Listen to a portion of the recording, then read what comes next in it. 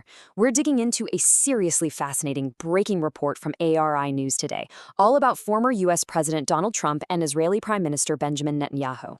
We're going to break down exactly what was reported, and we'll be relying strictly on the translated source text to understand the real dynamics at play here. Okay, let's dive right into this with the absolute most explosive claim from the report. According to the broadcast, Donald Trump explicitly stated, "The Israeli PM wants to keep me trapped in war." I mean, wow. It is a stunning, direct quote and a remarkably blunt characterization of this geopolitical relationship. We're just analyzing his reported statement here, but it's a massive claim. Before the meeting, the Fox News phone call. To really grasp the gravity of this, we have to look at the timeline. The ARY News report highlights that Donald Trump actually took Netanyahu to task right before their scheduled face-to-face meeting. The timing here is absolutely critical to understanding the immense pressure being applied on the global stage. Now, the source specifies exactly how this message was delivered, and it's pretty wild. Trump didn't just issue a standard quiet press release. Actually, scratch that. He didn't do anything traditional at all. Instead, he called Fox News directly on the phone to air these grievances prior to the meeting.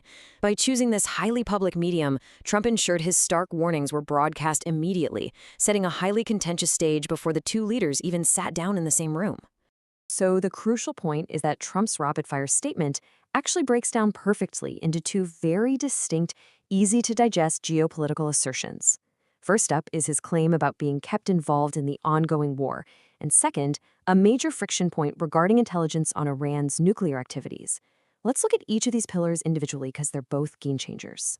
Trapped in the war, Trump's claim on Netanyahu's intentions. So let's look closely at the exact phrasing used in the report to understand how Trump is framing the Israeli Prime Minister's underlying motives. The ARI news source translates to this direct quote, "Netanyahu wants me to remain involved in the war." What's really interesting here is how explicitly Trump characterizes Netanyahu's desires. He's directly attributing a very specific strategic intention to the prime minister. It's a fascinating look at how these massive international alliances and conflicts are being negotiated and narrated in real time, right out in the open for all of us to analyze.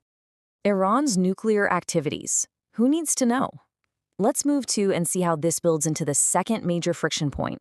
Beyond the immediate conflict, Trump pivots sharply in his phone call to the topic of intelligence sharing, specifically regarding Iran's highly sensitive nuclear program. And this brilliantly illustrates the contrast at the heart of Trump's argument.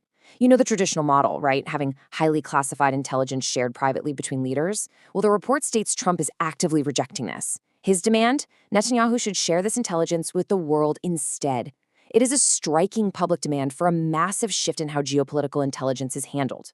To punctuate this demand, the report quotes Trump with incredible bluntness, stating simply, "I don't need his information." Boom. It is a complete dismissal of the private intelligence updates Netanyahu was presumably preparing to offer. It abruptly rejects established diplomatic norms, again relying purely on the translated text provided by the ARI broadcast. A crucial question. Looking ahead to the meeting, we've just mapped out some incredibly intense friction established right before a major diplomatic encounter. Which leaves us with this final, vital question. How will these public grievances impact their upcoming meeting? I mean, when one leader preempts a sit-down by calling a major news network to claim the other wants to trap him in a war, how does the actual conversation proceed behind closed doors? Consider the geopolitical implications of these statements as this relationship continues to unfold.